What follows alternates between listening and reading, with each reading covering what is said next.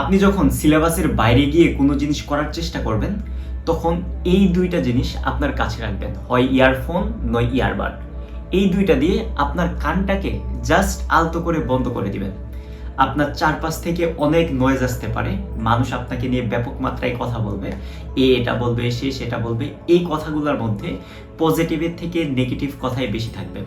এর মধ্যে আপনি যখন গ্রোয়িং স্টেজে থাকবেন, এই সময়টাতে আরও বেশি থাকবে, যেটা আপনার কনফিডেন্সকে আস্তে আস্তে ডাউন করে দেওয়ার চেষ্টা করবে। এই কথাগুলো কারা বলবে জানেন? এই আপনার চারপাশের যে মানুষগুলো থাকে না, সেই মানুষগুলাই মূলত এই কথাগুলাই বলবে। আপনার কাছের মানুষ হইতে পারে, বা আপনাকে নিয়ে হিংসা যারা করে সেই মানুষগুলা আস্তে আস্তে বলবে। আলটিমেটলি আমাদের এই সমাজে আউট অফ দ্য বক্স কোনো কিছু করাকে এই সমাজ মেনে নিতে পারে না।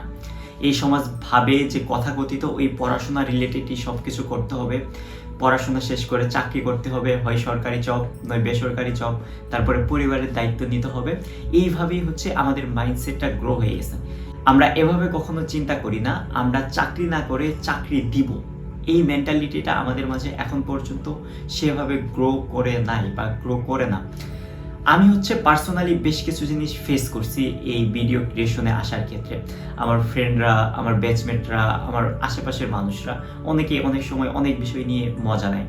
জাস্ট আমি তাদের কথাগুলোকে শুনে, ওকে তুই তোর মতো বল, আমি আমার মতো যেটা ভাল লাগতেছে আমার করতে, আমি সেটা করে যাব। তাদের কথাই খুব একটা কান দেই না ইন দিস সিচুয়েশন এসে। ইন ফিউচারে দিব কি দিব না সেটা হচ্ছে সেই সময়টাতে মেন্টালিটির উপর ডিপেন্ড করবে। আরেকটা জিনিস আমি বেশ কয়েকদিন থেকে ভাবছিলাম যে আমার গ্র্যাজুয়েশন শেষের পরে আমি কি করব।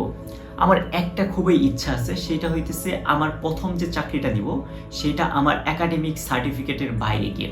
আমার একাডেমিকের যে সার্টিফিকেটটা থাকবে সেইটি দেখিয়ে আমার প্রথম চাকরিটা নিব না। আমি নিজেকে এমনভাবে গড়ে তুলতে চাই যেটা হচ্ছে একাডেমিকের বাইরের অর্জন দিয়ে আমি চাকরি পাইতেছি।